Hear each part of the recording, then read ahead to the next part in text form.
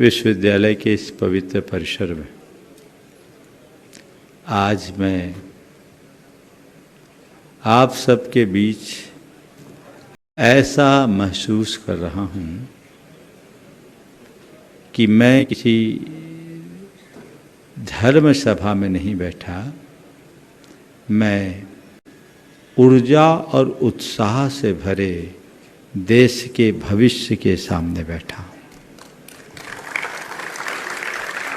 हमारा युवा हमारे देश का भविष्य है। आज का विषय बड़ा महत्वपूर्ण है, असली कैरियर, सफलता या सार्थकता। आज सब तरफ एक ही चर्चा, वो है कैरियर। कॉलेज के कॉरिडोर से लेकर ऑफिस तक, हॉस्टल से लेकर आपके रेस्तरां तक, कहीं भी जाओ एक ही बात, उसने क्या पाया, उसने क्या पढ़ा, उसे कहाँ नौकरी मिली, उसे कितना पैकेज मिला। और प्राय लोग पूरा जीवन इसी दौड़ में खपा देते हैं।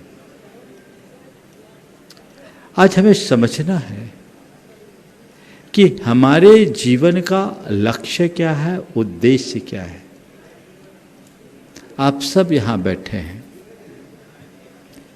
पढ़ाई का उद्देश्य लेकर आप यहाँ आए हैं। मैं आपसे पूछना चाहता हूँ, आपके जीवन का उद्देश्य क्या है? क्या उद्देश्य? शायद अगर आपसे पूछूं तो आप यही कहेंगे, पढ़ाई, डिग्री, जॉब, पैकेज, है ना। बस व्यक्ति के जीवन का मकसद कुछ यही बन गया है। ज़्यादातर लोगों के जीवन का या तो कोई उद्देश्य दिखता नहीं, और यदि उद्देश्य होता भी है तो बड़ा उथला। जीवन के वास्तविक ध्येय को हमें सामने रखकर चलना चाहिए। एक बार एक आदमी बहुत तेज गति से जा रहा था। किसी युवक ने उसे टोकते हुए पूछा कि भाई कहाँ जा रहे हो? उसने उत्तर दिया, पता नहीं। तेज गति से जाते हुए व्यक्ति को टोककर किसी ने पूछा कि भाई कहाँ जा रहे हो? जवाब दिया, पता नहीं। सामने वाले को बड़ा आश्चर्य हुआ। उसने पूछा, आ कहाँ से रहे हो? कहा, पता नहीं। सामने वाला हैरान रह गया। उसने फिर पूछा, कहाँ जा रहे हो? ये पता नहीं। कहाँ से आ रहे हो? ये पता नहीं। क्यों जा रहे हो? उसने कहा, पता नहीं। अब की बार तो एकदम आश्चर्य में पड़ गया। उसने कहा, भैया मेरे, कहाँ जा रहे हो पता नहीं, कहाँ से आ रहे हो पता नहीं, क्यों जा रहे हो पता नहीं, तो ये तो बता कि तू है कौन? जानते हैं उसने क्या जवाब दिया? उसने कहा, ये भी पता नहीं। ऐसे व्यक्ति को हम क्या कहेंगे? जिसके होने का जिसे पता नहीं, जिसके जीवन का कोई उद्देश्य नहीं, जिसके जीवन का कोई ध्येय नहीं, उसकी स्थिति क्या होगी? आज के आम मनुष्य की जीवन की कथा कुछ ऐसी ही है। बहुत तेज गति से चल रहा है, पर गति तो है, गंतव्य नहीं। उसका कोई उद्देश्य नहीं, कोई स्पष्ट ध्येय और अवधारणा नहीं। आप लोग किस लिए ये पढ़ाई कर रहे हैं? पढ़ाई के उपरांत आप क्या चाहते हैं? मैं आप लोगों से पूछना चाहूँगा, आपके जीवन का क्या लक्ष्य है? सभी यही कहेंगे, पढ़ाई के बाद अच्छी सी नौकरी, अच्छा वेतनमान, समाज में अच्छी पोजीशन, रुतबा, दौलत, शोहरत। व्यक्ति इन्हीं बातों के पीछे पूरी जिंदगी दौड़ता रहता है। और आप लोग भी अपने बच्चों को इसी तरीके से प्रशिक्षित करते, बेटा अच्छे से पढ़ ले, अच्छे मार्क्स ला, ढंग से पढ़ लेगा तो अच्छी खासी नौकरी लग जाएगी।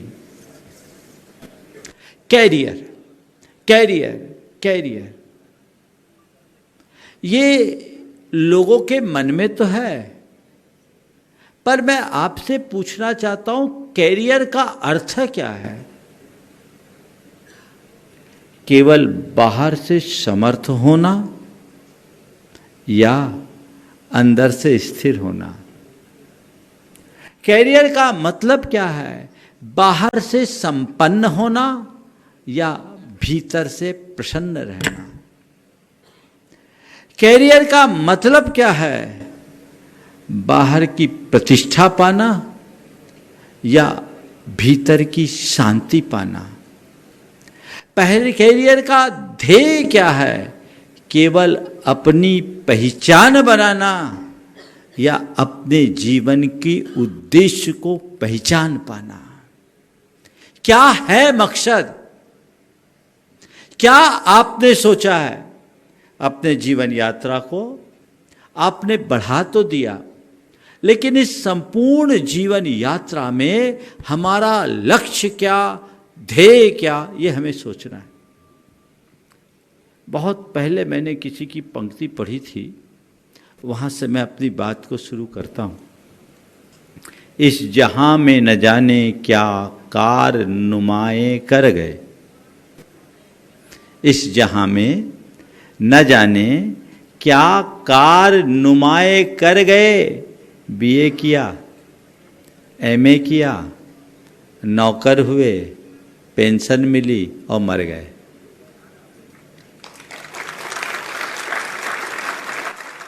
एक दिन सबकी राम कहानी तो यहीं खत्म होगी। हमें ये तय करना है कि आखिरकार मेरे जीवन का मकसद क्या है। मानता हूं जीवन में पैसे की उपयोगिता है, मानता हूं जीवन में पोस्ट का महत्व है, मानता हूं जीवन में पद और प्रतिष्ठा भी मायने रखते हैं, लेकिन यही सब कुछ नहीं है। इस बात को कभी हमें भूलना नहीं। हमारे संतों ने हमारे जीवन को समग्रता से समझा और जीवन के मूल तत्व को इन शब्दों में परिभाषित किया है। वो है शांतम तुष्टम पवित्रम च सानंदम इति तत्वतः जीवनम जीवनम प्राहु भारतीय सुसंस्कृत। भारतीय संस्कृति में उसी जीवन को जीवन कहा गया है जिसमें शांति है, जिसमें तुष्टि यानी संतोष है, पवित्रता है और आनंद है। महत्व इस बात का नहीं कि व्यक्ति के पास कितना पैसा है, महत्वपूर्ण ये नहीं कि उस व्यक्ति की कैसी पहचान है, महत्वपूर्ण ये भी नहीं कि उस व्यक्ति की कितनी धाक है, उसकी कैसी प्रतिष्ठा है। महत्वपूर्ण ये है कि उसके अंदर शांति है कि नहीं, तुष्टि है कि नहीं, पवित्रता है कि नहीं और आनंद है कि नहीं। जीवन का मूलभूत तत्व ये है और जब हम इसे केंद्र में रख करके चलते हैं तो हमारा जीवन सार्थक होता है। जो केवल पैसे और प्रतिष्ठा के क्षेत्र में आगे बढ़ जाए उनका जीवन सफल माना जा सकता है, लेकिन सार्थक तो उनका ही जीवन कहलाता है जिनके पास शांति हो, संतोष हो, पवित्रता हो और आनंद हो। आज के समय में एक सफल व्यक्ति की पहचान क्या है? क्या अवधारणा बनाई है हमने सफल व्यक्ति की? ये व्यक्ति बड़ा सफल है, यानी जिसके पास बहुत पैसा हो, बड़ा रुतबा हो, बड़ा घर हो, बड़ी अच्छी गाड़ी हो, ठाट बाट। ये ऊपर की सफलता है, लेकिन अंदर से हम क्या है, हमें ये पहचानने और जानने की जरूरत है। जब तक उस तरफ हमारी दृष्टि नहीं जाती, तब तक हम अपने जीवन के अर्थ का अनुभव नहीं कर सकते। उसे पहचाने, उसे जाने कि मेरे जीवन का वास्तविक ध्येय क्या है, मेरे जीवन का मूल मकसद क्या है।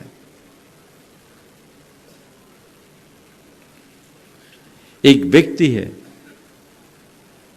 जिसने अपार पैसा कमा लिया, जो आज आप लोगों की बड़ी प्राथमिकता, अगर किसी युवा से पूछो तो यही कहेगा, मेरे जीवन का मकसद केवल ये पढ़ना लिखना, अच्छी नौकरी पाना या अच्छा इंडस्ट्रियलिस्ट बन करके खूब पैसा कमाना। कमाइए, मुझे कोई एतराज नहीं, लेकिन मैं आपसे पूछता हूं, तुम्हारे पास पैसा तो मनमाफिक आ गया, मन में शांति ना हो, प्रसन्नता ना हो, आनंद ना हो, तो उस पैसे का क्या अर्थ है? बोलो, आप उसे कुछ समझेंगे? महत्वपूर्ण क्या है, पैसा या प्रसन्नता? महत्वपूर्ण क्या है, हैप्पीनेस या रिचनेस? अब मैं आपसे पूछता हूं कि आपने अपने जीवन का ध्येय क्या बनाया? संत कहते हैं अपने जीवन का असल ध्येय केवल संपन्नता नहीं, संपन्नता के साथ प्रसन्नता होनी चाहिए। कोई समृद्धि नहीं, समृद्धि के साथ संतुष्टि होनी चाहिए। केवल रिचनेस नहीं, उसके साथ हैप्पीनेस होना चाहिए, तब हमारा जीवन थे। और ये तब होगा जब हम अपने जीवन को गहराई से समझेंगे, हमारे जीवन में आध्यात्मिकता का प्रकाश प्रकट होगा, हम अपने जीवन को समग्रता से जानेंगे कि असल में हम हैं कौन। मैं सब युवाओं से कहना चाहता हूं, अपने जीवन में कुछ भी करने से पहले ये जानो और ये पहचानो कि मैं हूं कौन। ये तो हमारा बाहरी जीवन है। अपने भीतरी जीवन को पहचानो। ये राम कहानी एक दिन खत्म हो जाएगी भाग दौड़ आपाधापी के साथ। हासिल क्या होगा, हमें उसकी तरफ अपनी दृष्टि केंद्रित करने की जरूरत है। दो मित्र थे, एक का उद्देश्य खूब पैसा कमाने का था। उसने अपना ध्येय बना लिया था कि मुझे करोड़पति बनना। दूसरा मित्र बहुत सात्विक विचारधारा का था।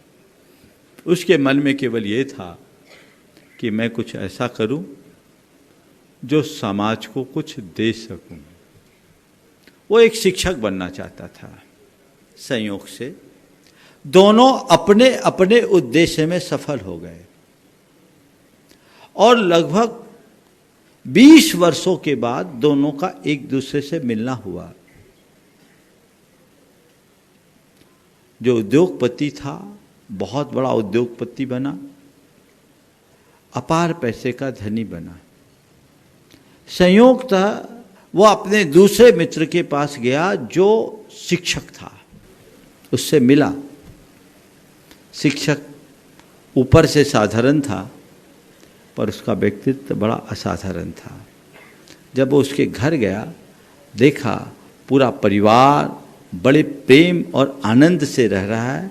सब लोग एक दूसरे के प्रति बड़े वात्सल्य से रह रहे हैं, एक दूसरे का बड़ा मान सम्मान और सत्कार कर रहे हैं। जब वो बाहर निकला तो देखा कि अनेक लोग उनके पांव छू रहे, उनके प्रति अपनी कृतज्ञता और आभार प्रकट कर रहे हैं कि आपकी कृपा से आज मैं इंजीनियर बन गया, आज मैं डॉक्टर बन गया, आज मैं एक अच्छा अधिकारी बन गया। मेरे जीवन के निर्माण का श्रेय आपको जाता है। तब उस व्यक्ति की आंखें खुली और उसने उससे कहा, भाई मान गया, मेरे पास पैसा भले है पर शांति नहीं है। मेरे घर में कोई मेरी नहीं सुनता, किसी से किसी की पटती नहीं, और रोज रोज खटपट होती है। मुझे लगता है कि मेरे पास पैसा है पर मेरा कोई नहीं है। तुम्हारे पास आकर देखता हूँ तो लगता है कि तुम्हारे पास पैसा भले कम हो पर तुम्हारे साथ पूरी समाज है, पूरी दुनिया है। ये दोनों मॉडल हमारे सामने हैं। किसे प्रमुखता दें, ये हमें तय करना है। जीवन की दिशा को उसी अनुरूप बनाना है। और इसके लिए जब हम अपने कैरियर के साथ आगे बढ़ते हैं, अपने जीवन को समग्रता से आगे बढ़ाने का लक्ष्य रख करके चलते हैं, जीवन में एक बहुत बड़ा बदलाव घटित होता है। वो हमारे जीवन के रूपांतरण का आधार बनता है। वो दृष्टि हमारे अंदर जगनी चाहिए। एक आध्यात्मिक भावना अंतरंग में विकसित होनी चाहिए। यदि वो विकसित हो गई तो हमारा जीवन सफल है।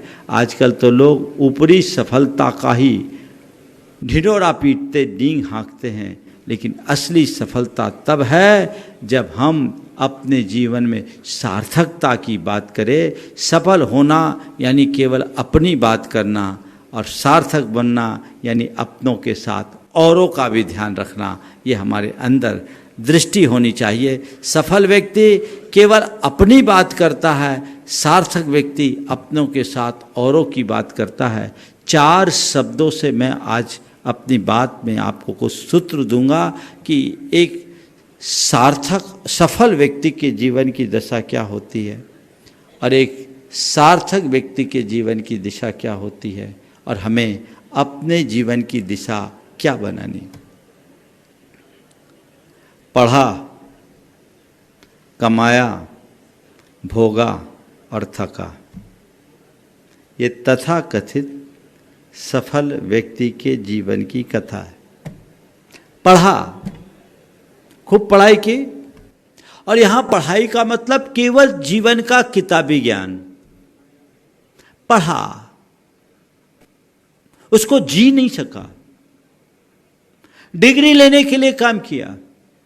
ऐसे लोगों की डिग्री केवल एक अच्छी पोस्ट को जीतने का हथियार हो गया। इसके माध्यम से हमें एक अच्छी खासी नौकरी मिल जाएगी, ये उद्देश्य। पढ़ा व्यक्ति मन लगा करके पढ़ा, जी तोड़ मेहनत करके पढ़ा, किताबें तो पढ़ लिया, जीवन को नहीं पढ़ पाया। वो ग्रेजुएट तो बन गया, ग्रेट नहीं बन पाया।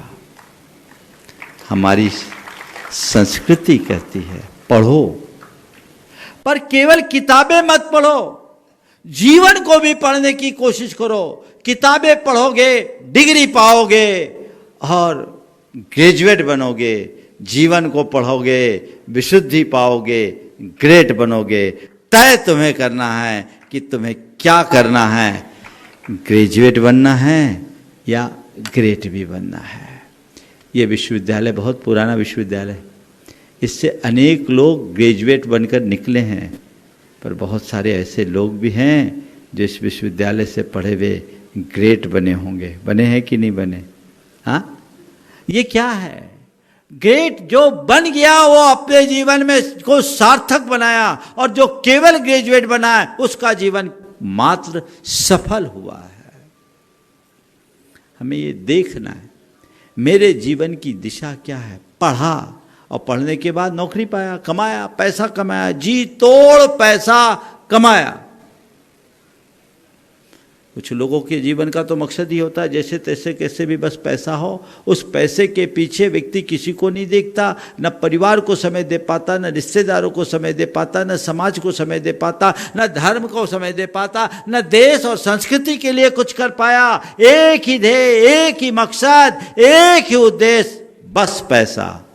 दुनिया में ऐसे बहुत लोग हैं जो धनपति के रूप में जाने जाते हैं, पर मेरी नज़र में ऐसे लोग धनपति नहीं होते, ऐसे लोग पैसे के कीड़े कहलाते हैं। उन्हें पैसे के कीड़े के रूप में देखना चाहिए, क्योंकि उनको पैसों के अतिरिक्त और कुछ नहीं दिखता। कमाया, कमाने वाले लोगों की कमी नहीं है, खूब कमा रहे। फिर उस कमाए हुए पैसे को क्या किया? भोगा, भोगा, उसका उपभोग किया। खुद के ऊपर उपभोग किया, मौज मस्ती और दुनियादारी में उस पैसे को खर्च किया। एक दिन पूरा कमाया हुआ पैसा फूंक दिया, यही होगा ना। और अंत में कहानी क्या हुई? थका, सारी भागदौड़ खत्म और थक करके इसी मिट्टी में समा गया। हाथ में क्या आया? हाथ में क्या आया? पढ़ा, कमाया, भोगा, थका, कहानी खत्म। कल तुम्हारी कहानी ऐसी नहीं होनी चाहिए कि एक दिन सब निश्शेष हो जाए, चीजें वहीं के वहीं समाप्त हो जाए। जीवन में ऐसा कभी नहीं होना चाहिए। उसकी दिशा बदलो, अपने जीवन को सही दिशा में आगे बढ़ाने की कोशिश करें। सफलता के साथ प्रसन्नता को अपने जीवन का मानदंड बनाएं। हमारे अंदर शांति आए, ये हमारे जीवन का ध्येय बने।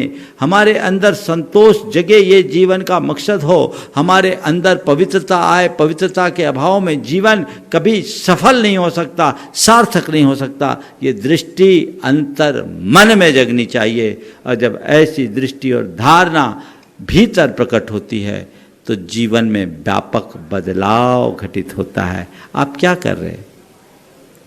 आपने अपने करियर को किस दिशा में आगे बढ़ाया? स्थायी रूप से हमें उस बदलाव के प्रति भी अपना ध्यान केंद्रित करने की आवश्यकता है कि एक दिन कहानी खत्म हो गई तो खत्म ही होगी।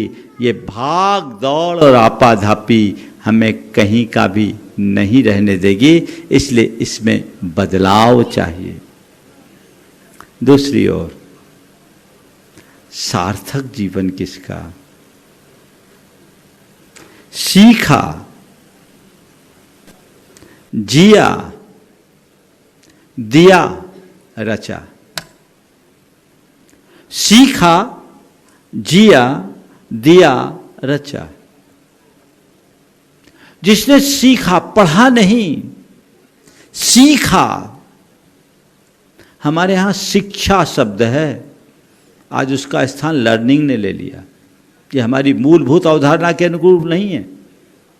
शिक्षा, शिक्षा का मतलब क्या है? सीख, जो एक अनुशासन के साथ हम ग्रहण करते हैं, जहां कोरी किताबों को नहीं पढ़ा जाता, जीवन के अनुभवों को भी जाना जाता है। वो अनुभव का प्रकाश हमारे जीवन को सफल और सार्थक बनाता है। हम उसकी तरफ दृष्टि रखें।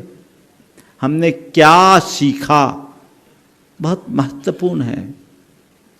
पढ़ने वाले लोग बहुत मिल जाएंगे, सीखने वाले लोग बहुत कम होते हैं। सीखा, और जो सीखा, जो समझा, उसको जिया, अपने जीवन में उतारा। पवित्रता, अनुशासन, संयम और सादगी को जीवन का हिस्सा बनाना चाहिए। आज के विद्यार्थियों में इन बातों का अभाव देखने को मिलता है। वो पढ़ने में तो बहुत आगे हैं, लेकिन जितनी तेजी से वो पढ़ाई में आगे बढ़ रहे हैं, व्यसन और बुराइयों में भी उनकी संलिप्तता उतनी ही बढ़ रही है। उनमें बहुत बड़ा भटकाव है। हम इन दिनों में एक बड़ा बदलाव देखते हैं कि पहले लोगों की उच्च शिक्षा के प्रति वैसी अभिरुचि नहीं थी। आज हर किसी में उच्च शिक्षा के प्रति अभिरुचि बढ़ी। ये एक बड़ा बदलाव है। और पहले उच्च शिक्षा के इतने साधन भी नहीं थे, आज बहुत साधन सुलभ हो गए और उच्च शिक्षा संपन्न लोगों के लिए अच्छे अवसर भी आ गए। ये बदलाव है जो स्वागत योग्य है। लेकिन इसके साथ एक बड़ा भटकाव है, वह है व्यसन, वह है एडिक्शन। ये बहुत बड़ी दुर्बलता है।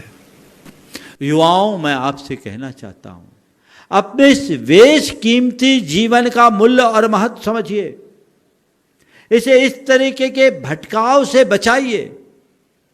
बदलाव स्वागत के योग्य होता है, लेकिन भटकाव कभी स्वीकार नहीं होना चाहिए।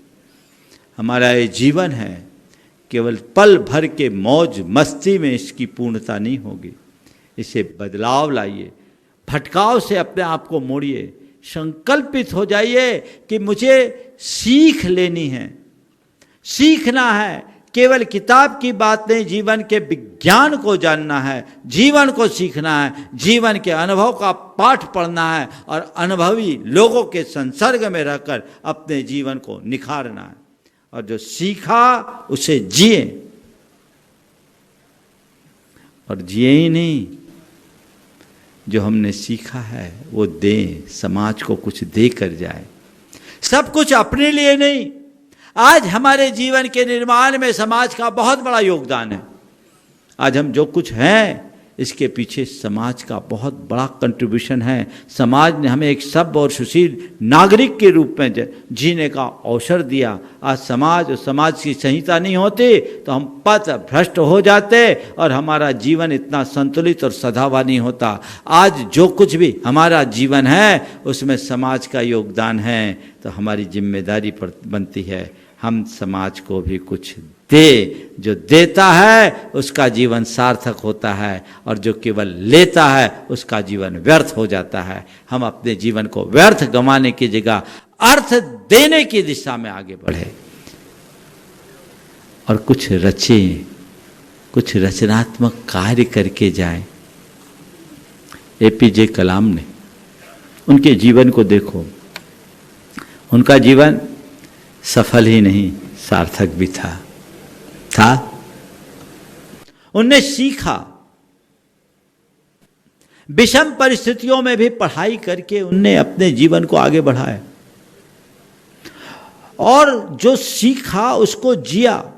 उनके जीवन का अनुशासन, उनकी जीवन का की आध्यात्मिकता और उनके जीवन की सादगी आज सबके लिए प्रेरणा होनी चाहिए। और उनने देश को दिया, क्या दिया? मिसाइल दिया, मिसाइल मैन बने, और यहीं नहीं रुके, भारत के प्रथम नागरिक बने, राष्ट्रपति बने, और हमारे युवाओं की वो प्रेरणा के पुंज बन गए। तो वो एक ऐसे व्यक्तित्व के धनी बने जिनने सीखा, जिया, दिया और रचा। इन चारों चरणों को अपने जीवन में सार्थक बनाया। हम अपने अंदर उतर करके देखें कि हमारे साथ क्या है। गांधी जी को देखिए, गांधी जी एक बैरिस्टर के रूप में सफल थे। हो सकता है वो बैरिस्ट्री करते तो और तथाकथित सफलतम लोगों की श्रेणी में अपना स्थान बनाते, लेकिन उन्होंने उसमें अपनी सार्थकता नहीं देखी। उसने अपने आप को राष्ट्र को समर्पित कर दिया, स्वतंत्रता संग्राम के अग्रदूत बने, और ऊपर से साधारण होने के बाद भी असाधारण व्यक्तित्व के धनी बने। उनका जीवन सार्थक बन गया। एक साधारण व्यक्ति महात्मा के रूप में पूरे जगत में आदरित हो गया। ये उपलब्धि है, ये जीवन की दिशा है। हमें अपने जीवन की दिशा सही बनाने की जरूरत है।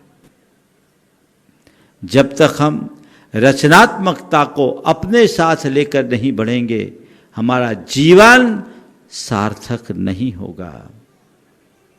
केवल पैसा कमाना अपने जीवन का मकसद नहीं होना चाहिए। पैसे के साथ अपना चरित्र हमें संभालना है, अपने आचरण की पवित्रता को बनाकर रखना है, अपने जीवन के मूल्यों को साथ लेकर के चलना है। तब कहीं हमारे जीवन में कुछ होगा, अन्यथा कोई मतलब नहीं है। एक बीज हमने बोया, वो बीज पेड़ बन गया, लेकिन उसमें फूल और फल न लगे तो उस बीज की कोई सार्थकता नहीं। बीज की सार्थकता तभी है जब वो वृक्ष के रूप में विकसित हो और उसमें फिर से फूल और फल लगे। ऐसे ही हमारे जीवन की सार्थकता तभी है जब हम अपने जीवन मूल्यों को अपने साथ लेकर के चले, जोड़ करके चले और जीवन को आगे बढ़ाने का उद्यम करें। सफलता की शिखर पर हम तभी पहुंच पाएंगे। हम व्यक्तिगत रूप से अगर सफल होंगे तो सफलता हमें एक पहचान देगी, पर प्रसन्नता तो केवल सार्थकता से आती है। सफलता से व्यक्ति को तालियां मिल सकती है, पर सार्थकता से व्यक्ति को आशीर्वाद मिलता है। तालियां क्षणिक होती है, आशीर्वाद दीर्घकालिक होगा। आप सफल बनोगे, आपको नाम मिलेगा। आप सार्थक बनोगे, जीवन अमर बन जाएगा। सार्थकता अमरत्व को प्रदान करती है। हमें उस दिशा में अपनी दृष्टि जगानी चाहिए। आध्यात्मिकता के पथ पर आगे चलने का लक्ष्य बना करके चलना चाहिए। मैं सभी युवा भाइयों से कहूँगा कि वे अपने जीवन के मूल्यों को पहचाने, अपने जीवन के महत्व को जाने और सफलता के साथ सार्थकता की तरफ देखें। केवल ऊपर ऊपर की बात न देखें, अपने जीवन की जीविका के ऊपर जीवन को देखें। जीविका की बात सफलता है और जीवन की बात सार्थकता है। जीविका से जीवन चलता है और सार्थकता से जीवन खिलता है। हम अपने जीवन को केवल चलाएं नहीं, जीवन को खिलाएं।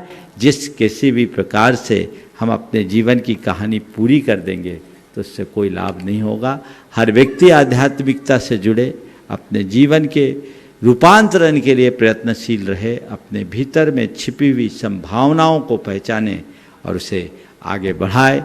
यही आप सबके लिए आज के संदर्भ में सार्थक होगा। अहिंसा परमो धर्म की जय जय जय। परम पूज्य आचार्य गुरुवर श्री विद्यासागर जी जय जय जय। पूज्यवर मुनिषी प्रमाण सागर जी महाराज की, पूज्यवर मुनिषी संधान सागर जी महाराज की, समस्त मुनि संघ की नमस्ते।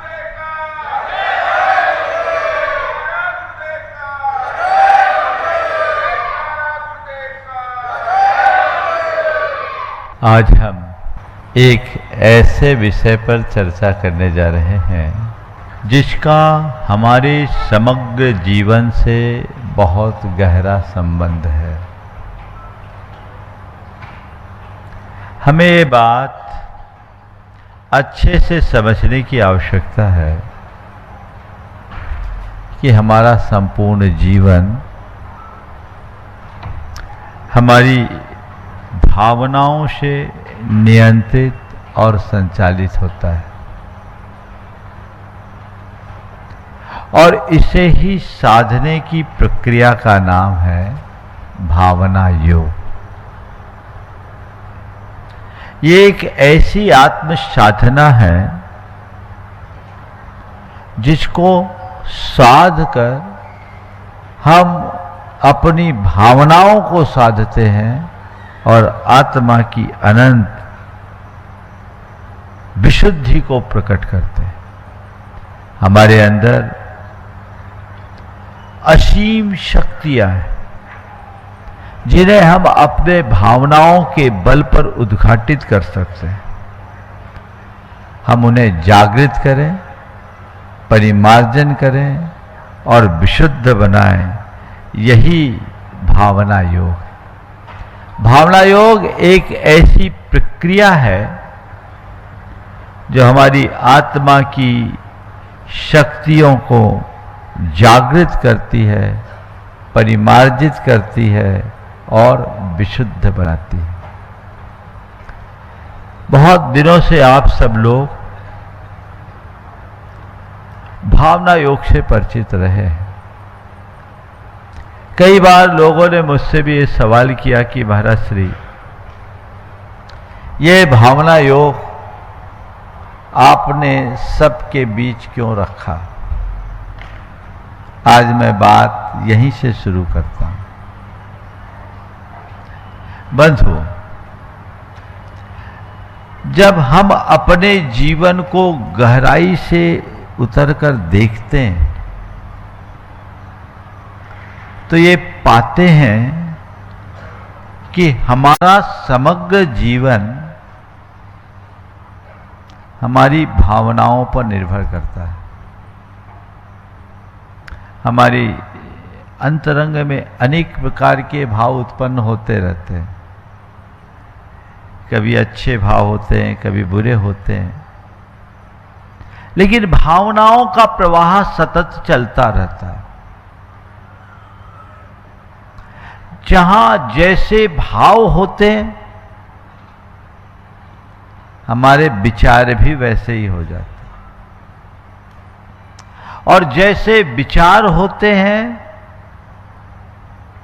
वैसी हमारी भाषा बन जाती है, और जैसी भाषा होती है वैसा ही हमारा व्यवहार बन जाता है। जैसा व्यवहार होता है वैसे हम कर्म को बांधते हैं, और जैसे कर्म बांधते हैं वैसा हमारा भाग्य होता है, और फिर जैसा हमारा भाग्य होता है वैसे ही हमारा भाव बन जाता है।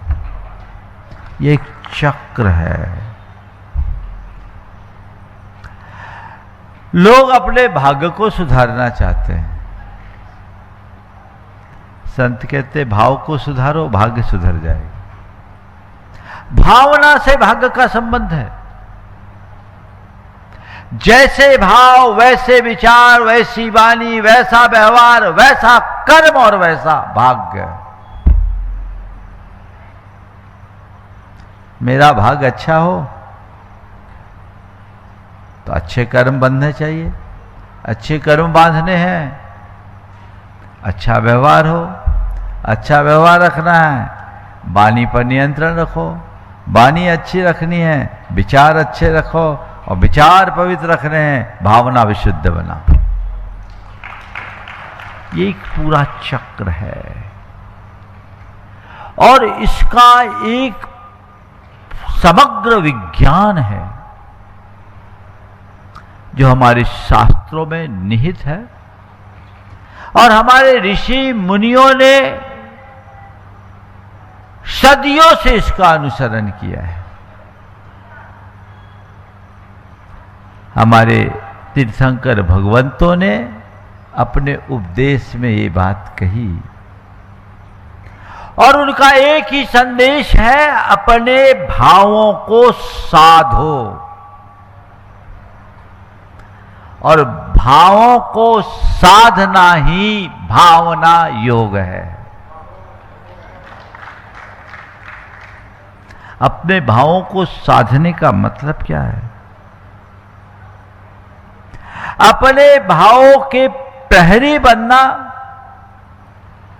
उन्हें ठीक तरीके से समझना, उन्हें परिमार्जित और परिष्कृत करके उन्हें शुद्ध और विशुद्ध बनाना।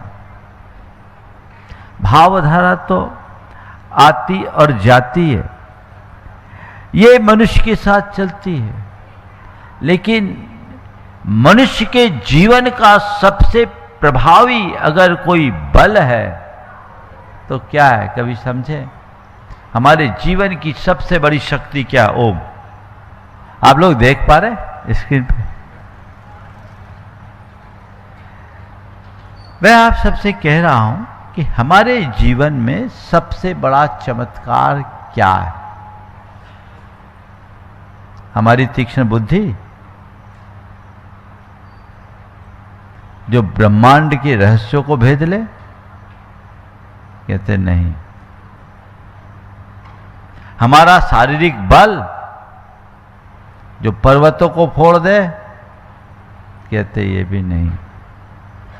हमारी सम्मोहक भाषा वाणी, जो सबको अपने से वशीभूत कर ले? कहते ये भी हमारे जीवन का चमत्कार नहीं है।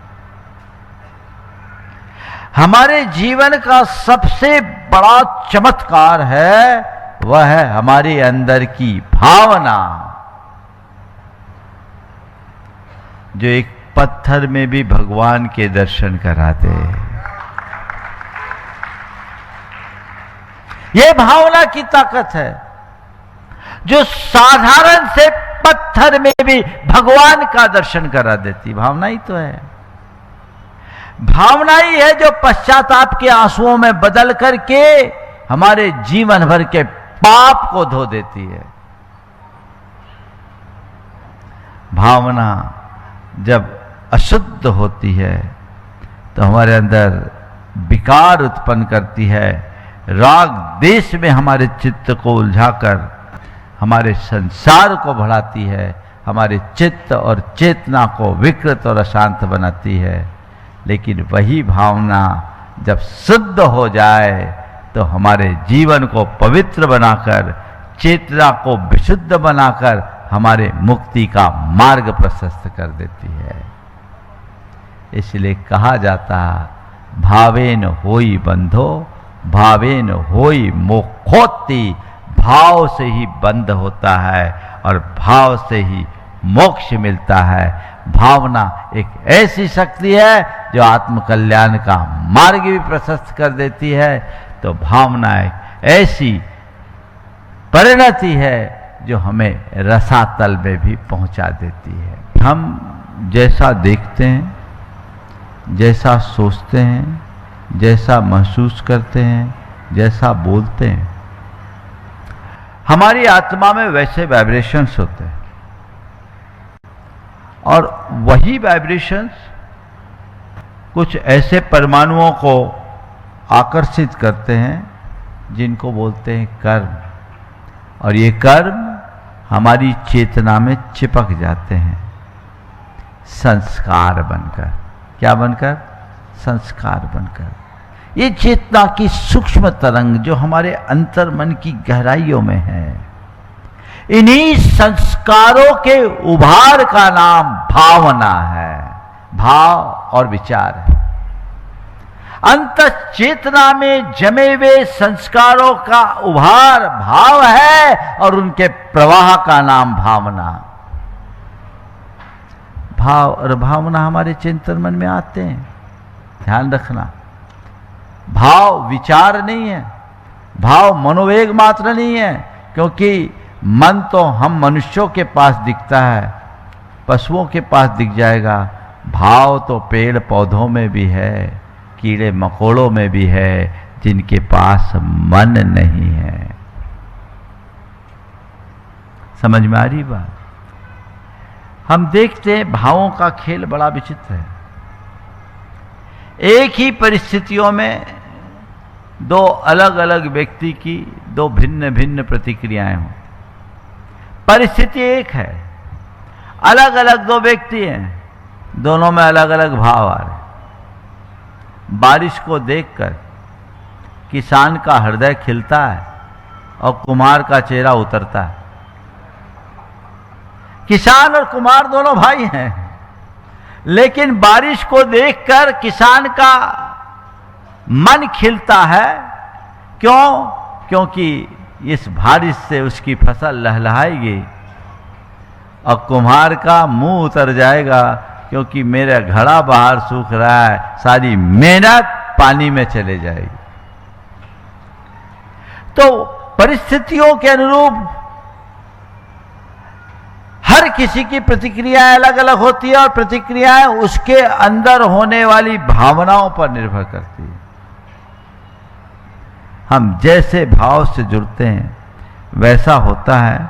हमारा जीवन बाहर की घटनाओं से उतना प्रभावित नहीं होता जितना कि हमारी आंतरिक भावनाओं से आकार लेता है। बाहर कितनी भी कुछ भी बात घट जाए, यदि हमारे भाव संतुलित है, हम पर कोई असर नहीं होगा। और भाव अस्थिर है तो छोटी सी घटना भी हमें भीतर तक हिला देती। तो अपने आप को उन भावों से जोड़ करके चलना चाहिए। ये मान करके चलना चाहिए कि यह भाव हमारे संपूर्ण जीवन, वर्तमान को और भविष्य को एक विशिष्ट आकार देता है। भाव अच्छे रखेंगे, मन शांत, संतुलित और शुद्ध रहेगा। वर्तमान में शांति और निराकुलता हमें हमारे अच्छे भाव दे रहे हैं, और अच्छे भाव के परिणाम स्वरूप हमारा भविष्य भी अच्छा होगा, क्योंकि हम अच्छे कर्म का बंध करेंगे और अच्छा कर्म हमारे अच्छे भाग्य को निर्धारित करेगा। बंधु, भावना एक बीज है, एक शक्ति, एक नन्हा सा बीज जब हम धरती पर बोते हैं विशाल वट वृक्ष का रूप ले लेता है। ओम विशाल वट वृक्ष का रूप लेता है। भावना एक बीज है, बीज में वृक्ष होता है। तो मैं कह रहा था, मैं अपने प्रवाह में ज़्यादा अच्छा बोल सकता था, मुझे भी आज अटपटा लग रहा है, मैं बहुत बंधा बंधा सा महसूस कर रहा हूँ, है ना। कल से मैं अपने ही ढंग से बात करूँगा, ये प्रेजेंटेशन तो इन्हीं लोगों का। मुझसे सलाह दी गई कि महाराज जी थोड़े नए तरीके से करें। प्रमाणिक समूह ने बहुत अच्छा काम किया इस कार्य में, और खासकर अचिंत ने बहुत अच्छा प्रेजेंटेशन बनाया। एक बार उसके लिए भी आप लोग करतलध्वनि दे दें, रात रात जग कर। दिखाओ भाई, आगे दिखा दो। इससे एक असर पड़ता था, सबका भाव था कि विजुअल इफेक्ट होने से चीज़ें आपको याद हो जाए। चलिए कोई बात नहीं, मैं सोच रहा था कि वो चीज़ें आपके आंखों के सामने आए तो आपको चीज़ें याद हो जाए।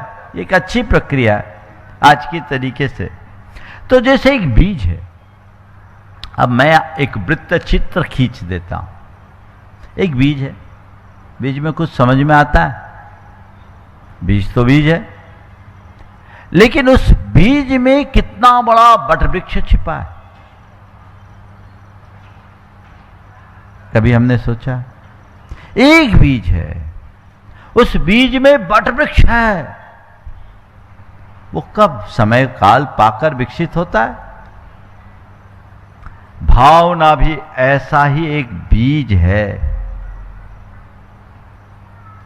जो कालांतर में विशाल वृक्ष का रूप लेता है। अब बीज कैसा है, सब कुछ उस पर निर्भर करता है। अगर आप गुलाब बोओगे तो गुलाब खिलेगा, और कैक्टस के बीज बोओगे तो कटीली कैक्टस मिलेगी। हम अपने चेतना में कैसी भावनाओं का बीज बोते हैं,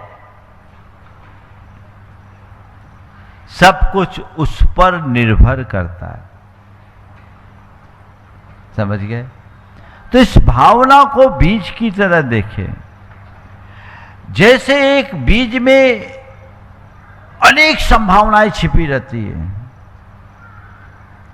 वैसी हमारे अंदर की भावना हमारे भाग्य का निर्धारण करती है, हमारे भावी जीवन को निर्धारित करती है। जैसी हमारी भावना होती है, जैसा हमारा भाव होता है, वैसे हमारे विचार बनते हैं, वैसे हमारे वाणी होती है, वैसा हमारा व्यवहार होता है, वैसे हमारे कर्म बंधते हैं, और उससे वैसा ही भाग्य बन जाता है। तो भाव से भाग, हमारे शास्त्र कहते हैं, जब गुण दिभाव मादा कर्ता सो हो दि तस् भावस। आत्मा जैसा भाव करता है वह उसका कर्ता हो जाता है। भावेन देवम कुर्वन्ति भावना तिर्यंचम कुर्वन्ति भावना नरकम कुर्वन्ति। भाव से ही देव बनते, भाव से ही पशु बनते, भाव से ही मनुष्य बनते हैं, और भाव से ही नरक में जाते हैं। यानी हमारी भावना ही मनुष्य देह, पशु, नरक या देवत्व की ओर ले जाती है। भावना हमारे भावी जीवन का निर्धारण करती है। भावनाओं की शुरुआत विचारों से होती है, विचारों के अंकुरण से वाणी, और वाणी से व्यवहार, और व्यवहार से हमारी प्रवृत्ति बनती है, वैसे कर्म, और कर्म से हमारे भाग्य का निर्माण होता है। हम जो कुछ भी बनते हैं वो हमारी भावनाओं के ऊपर निर्भर करता है। सम्यक भावना हमारे अच्छे जीवन का निर्धारण करती है, तो मिथ्या भावना हमारे जीवन का पतन कर देती है। सब कुछ हमारी भावनाओं के ऊपर निर्भर करता है। भावना दोधारी तलवार की तरह, ये हमारी रक्षक भी है, भक्षक भी है। दोधारी तलवार का वार यदि शत्रु पर है तो शत्रु पर विनाश होगा, और यदि अपनी ओर मुड़ गई तो खुद का विनाश। भावनाओं को यदि हमने सही दिशा दी तो हमारे कल्याण का आधार यही बनती है। और यदि गलत दिशा में चले गए तो ये हमारा पतन करती है।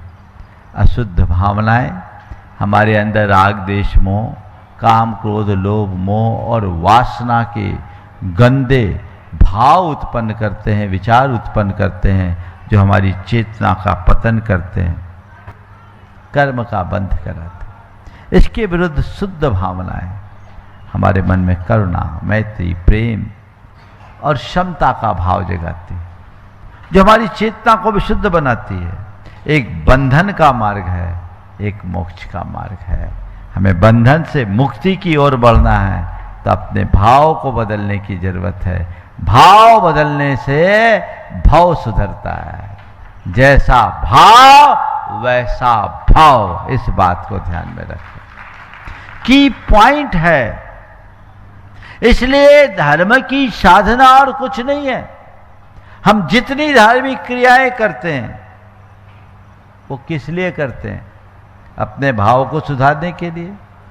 लेकिन हम लोगों के साथ एक विचित्रता है, हमारे मन का कुछ खेल भी ऐसा है कि जो क्रियाएं हम करते रहते हैं ना, बाद में वो रूटीन बन जाती, फिर उसमें भाव नहीं जुड़ता, वो केवल क्रिया के रूप में बन जाती है। लेकिन भावना योग करोगे तो हर कार्य भाव सभर होगा, और भाव सभर कार्य से शुद्धि जरूर होती है। यही मुक्ति का आधार बनता है। हम अशुद्ध भाव करेंगे तो कर्मों का बंधन होगा, वो हमारे संसार को बढ़ाएगा, और हमारे भाव यदि पवित्र होंगे तो कर्मों की निद्रा होगी और आत्मा को शाश्वत शांति की प्राप्ति होगी। तो हम कर्म निर्जरा करके शांति को प्राप्त करना चाहते हैं। कुल मिलाकर सार है कि हमारी जैसी भावना वैसा कर्मबंध, जैसा कर्मबंध वैसा ही फल और वैसा ही भाग। यह ध्रुव सत्य है। इसे बांध के रखो, इसे बांध के रखो, इसे अपने हृदय में बिठाल दो। यह जीवन का शाश्वत सत्य है। इसे अंतस मन में बिठा लोगे तो चीजें अपने आप व्यवस्थित होगी और सब कार्य हो जाएंगे। हम अपने भावनाओं को देखते हैं तो हमारी भावना का 5 स्तरों पर प्रभाव पड़ता है। भावना का शरीर पर प्रभाव पड़ता है। जब हम क्रोध में होते हैं, क्रोध एक भावना है, क्या होता है? ब्लड प्रेशर बढ़ जाता है, हृदय की धड़कन बढ़ जाती है, बाहें तन जाती हैं, आंखें लाल हो जाती है, भ्रुकुटियां तन जाती है, बाहें फड़कने लगते हैं। ये क्या है? भावना का प्रभाव है। लेकिन जब प्रेम से भरते हैं, शरीर में एक अलग प्रकार के आनंद, आरोग्य की अनुभूति होती है, एक अलग उमंग होता है, एक अलग प्रकार की ऊर्जा होती है। प्रेम से भरे व्यक्ति के चेहरे की मुस्कान और क्रोध से भरे व्यक्ति के हृदय का आवेग उसके चेहरे पर दिखता है। ये भावना का हमारे शरीर पर असर है। मन, जब हम नकारात्मक भावनाओं से भरे होते हैं तो मन बड़ा थका थका, उछटा उछटा सा लगता है। मन में एक अलग प्रकार की उद्वेग या उग्रता दिखती है। लेकिन जब हम सकारात्मक भावना से भरे रहते हैं तो मन में एक अलग प्रकार की प्रसन्नता, ऊर्जा और स्फूर्ति दिखाई पड़ती है। सकारात्मक भावना से भरे रहने पर मन में एक अलग प्रकार की ऊर्जा, स्फूर्ति और प्रसन्नता का भाव दिखता है। यह भावना का हमारे मन पर असर। जब भावना अच्छी होती है तो वाणी में मधुरता और मिठास होती है, और भावना खराब होती है तो वाणी में आग और अंगार निकलते हैं। वो चीजें वही रह जाती है, वहां कुछ नहीं होता। इसी तरह जब भावना हमारे व्यवहार को भी प्रभावित करती है, जब हम अच्छी भावना से भरे रहते हैं तो हमारे अंदर प्रेम, सहयोग, सद्भाव और सौहार्द दिखता है हमारे व्यवहार में। और जब भाव खराब होते हैं तो हमारा व्यवहार उपेक्षापूर्ण, घृणा और तिरस्कारपूर्ण दिखता है। हमारे अंदर संघर्ष जन्म लेने लगता है। और जब भाव अच्छे होते हैं तो एक बात ध्यान रखना, जैन सिद्धांत कहता है प्रत्येक स्थूल कर्म में एक भाव कर्म होता है। भाव कर्म क्या है? हमारा भाव ही भाव कर्म है। सूक्ष्म भाव कर्म, और यही कर्म को आश्रय करता है। तो अच्छे भाव में पुण्य कर्म आता है और बुरे भाव में पाप कर्म आता है। अच्छे कर्म पुण्य का कारण बनता है और बुरी भावना पाप का कारण बनती है। तो प्रत्येक भावना एक बीज है। कोई भी भावना चाहे कितनी भी क्षणिक हो या कितनी भी सूक्ष्म, वो महत्वहीन नहीं है, वो बीज पड़ गई। अब उसमें हमने और खाद पानी डाल दिया तो वो और अधिक पनपेगी, समय पाकर उसका प्रभाव होगा। एक क्षणिक ईर्ष्या की चिंगारी कितने बड़े अनर्थ को उत्पन्न कर देती है। एक क्षणिक क्रोध का आवेग कितना महान अनर्थ करता है, तात्कालिक भी और भावी जीवन के लिए भी। लेकिन इसके विरुद्ध एक करुणा की भावना, एक प्रेम की अभिव्यक्ति, एक सद्भावना की अभिव्यक्ति पूरे वातावरण को बदल देती है। तो अच्छी भावना सकारात्मकता का संचार करती है और बुरी भावना सब कुछ नकारात्मक भर देती, नकारात्मक बना देती है। इसलिए अपनी भावनाओं को जानना, उन्हें समझना, और यही हमारी भावनाओं को जानना, पहचानना और समझना, ये हमारी आत्म जागृति का प्रथम सोपान है और ये हमारी भावना योग का लक्ष्य भी। अब सार क्या है? भावना को समझे, ये हमारी आत्मा की वास्तविक दिशा निर्धारक है। हमारे संपूर्ण जीवन का निर्धारण भावनाओं पर होता है। ये हमारी आत्मा की अंतरतम की पहचान और उसका सच्चा दर्पण है। आत्मा की वास्तविक गति को प्रदान करने वाला है और आत्मा का वह संकल्प जो उसे संसार या मुक्ति की ओर ले जाता है। सार में हम कह सकते हैं भावना ही बंधन का मूल कारण है और भावना के रूपांतरण में ही मोक्ष का साक्षात द्वार छिपा है। ये भावना योग के सिद्धांत की बात है। आज मैंने भावना की बात की है। ये आज इस फील टू हील भावना योग का विज्ञान के पहले और दूसरे अध्याय पर मैंने आज आप सबसे चर्चा की। आप इन चीज़ों को एक एक को बारीकियों से समझिए, फिर आप समझेंगे कि भाव का हमारे जीवन में कितना प्रभाव है और भाव को साध कर हम अपने जीवन में कितना बड़ा बदलाव घटित कर सकते हैं। इस विज्ञान को समझकर हम जीवन को आगे बढ़ाएं, इसे बार बार पढ़े, समझे, ताकि आप भावना योग को आत्मसात करके लोगों तक इसे पहुंचा सके। बोलिए अहिंसा परमो धर्म की।